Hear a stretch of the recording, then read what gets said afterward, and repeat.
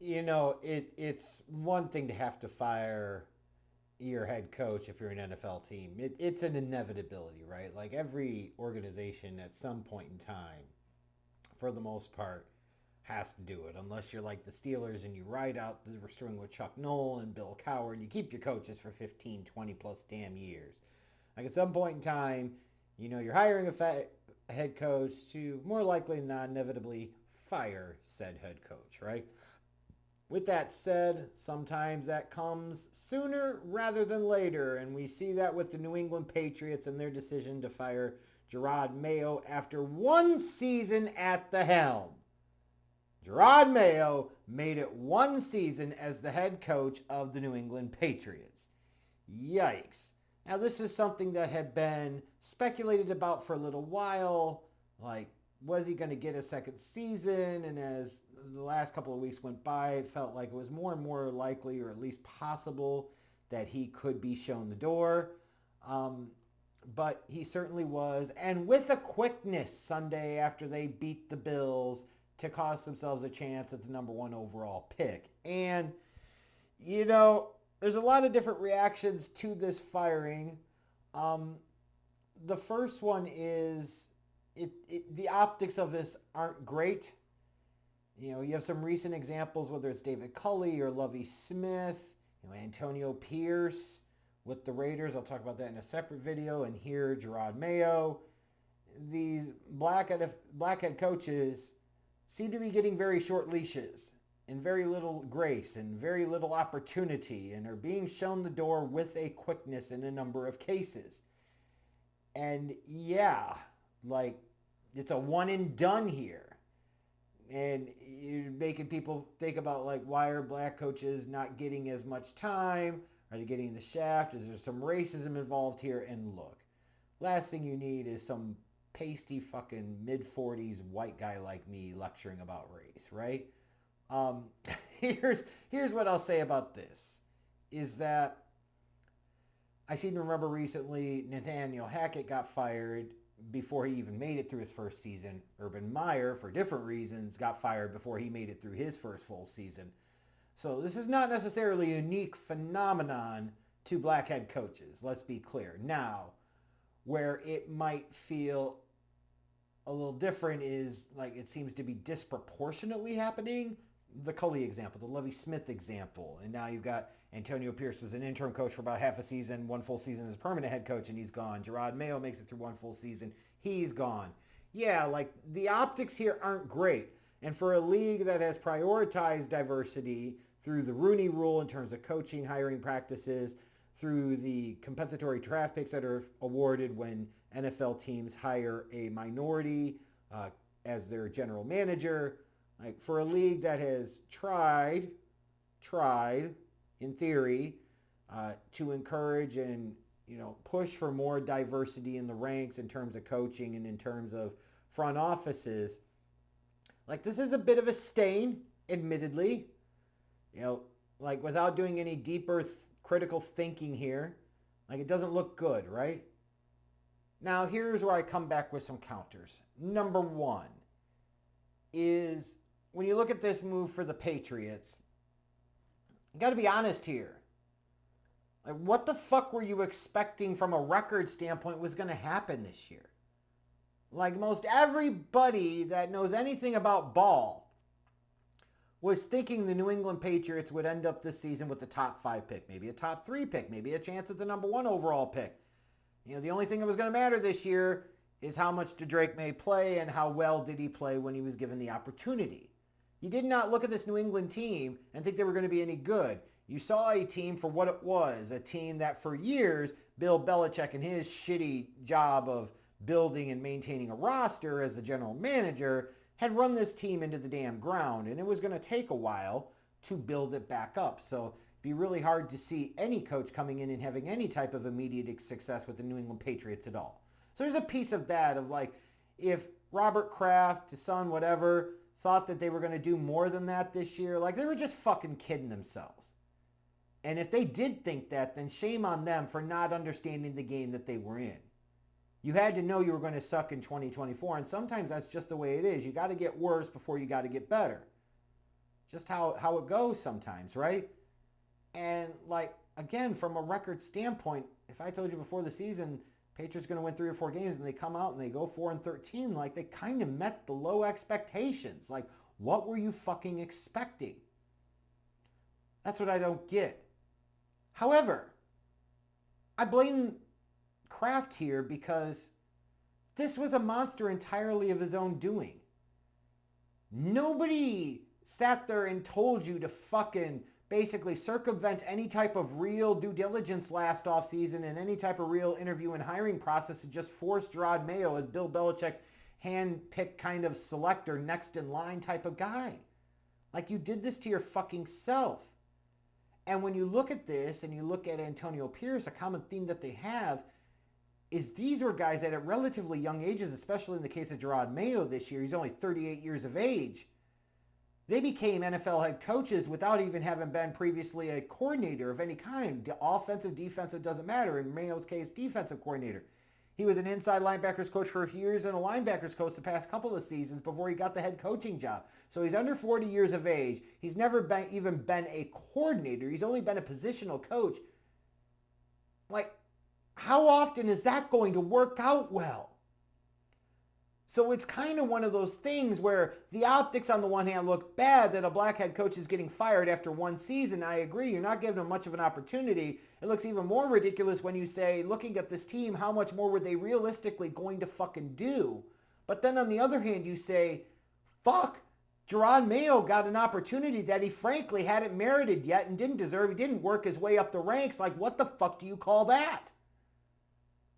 So it's like the optics on the tail end look bad because he should have never been fucking hired to begin with. There are so many other candidates throughout the NFL, black, white, otherwise, that have been coordinators, that have spent years and years working their way up the ranks. And for a guy like Jerod Mayo, who is a part of the Belichick coaching tree, which would be yet another reason you shouldn't want any fucking thing to do with him, for him to get this job without any type of real process, and they just basically crowned his ass and couldn't wait to crown his ass. No wonder this season was a fucking disaster for the Patriots, and no wonder they're firing the guy that they should have never fucking hired to begin with. Was Jerod Mayo really that great and really that spectacular as a linebackers coach that you said, hey, he doesn't need this key part of his development. We're going to fucking basically make him a VP. Like if I think about a head coach for an NFL team, you think about head coach, general manager, team president, owner / board, right? Think of the owner / board as your CEO, board of directors. And maybe your president is like president of a major corporation. And then your GM, you got your player personnel people, like they could be your EVPs, your senior vice presidents, managing vice presidents. And then maybe your head coach is your vice president, right? And your coordinators are like your directors. I know I'm getting really corporate here, but I'm trying to illustrate a point.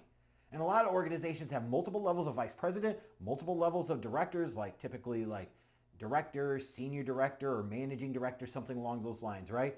What you're basically doing is taking somebody, like even as a linebackers coach, wasn't like he was a quarterbacks coach or something.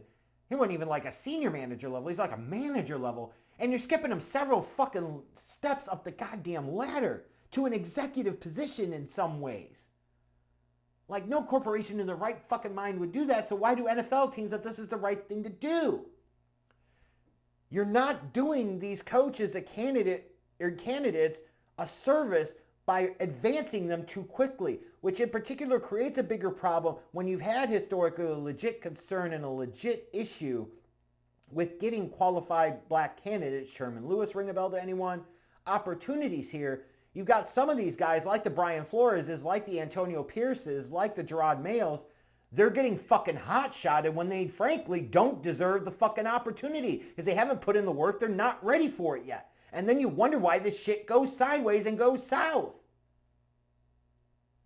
And like as far as Jerod Mayo goes, like some of the shit he was saying, the lack of accountability he was showing, I go back to when I knew Jerod Mayo was a fucking wrong guy for the job was when he was sitting Drake May on the bench to begin the year so he could start Jacoby Brissett. Like, that was fucking stupid. That was the typical type of shit you would expect a defensive-minded guy that's in over his goddamn head that doesn't understand the name of the game and the place that the Patriots organization was in.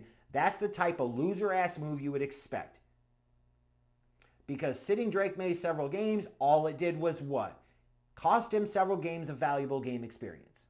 You cannot tell me Jacoby Brissett gave him a better opportunity to win. He just didn't. He just didn't.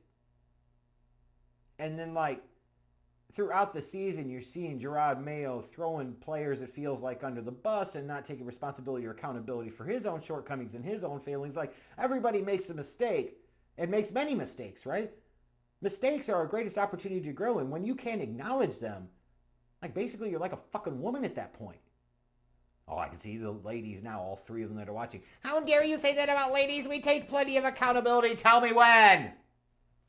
Bitches, exactly. But, like, is it racist that Jerod Mayo got fired here? Fucking no.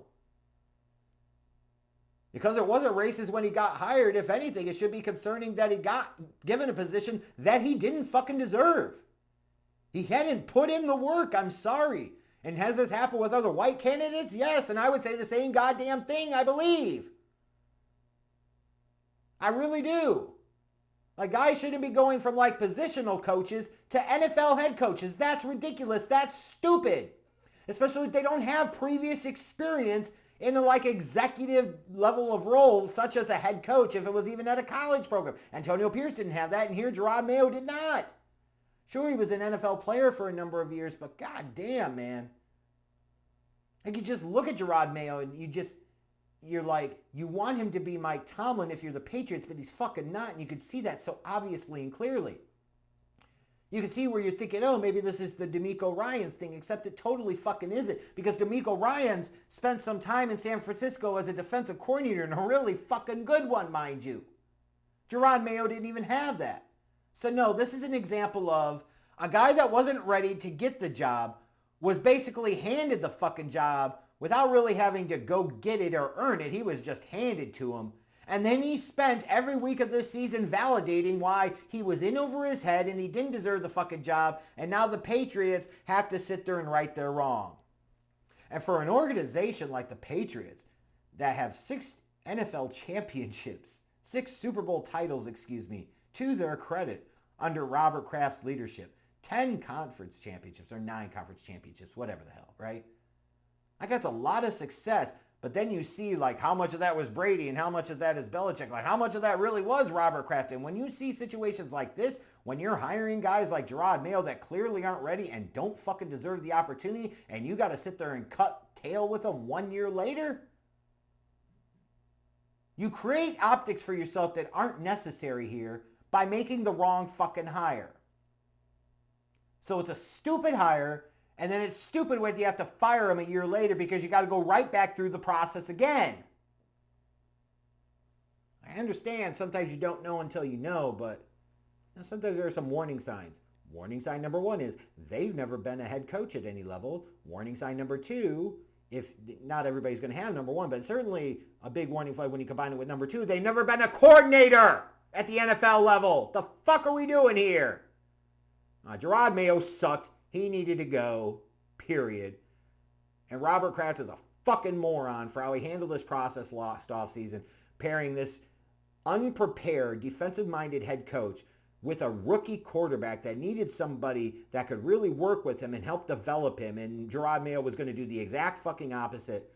The Patriots quickly are descending back into the Patriots of my youth, where they were one of the shittiest organizations in the NFL before Robert Kraft bought them. That's the truth.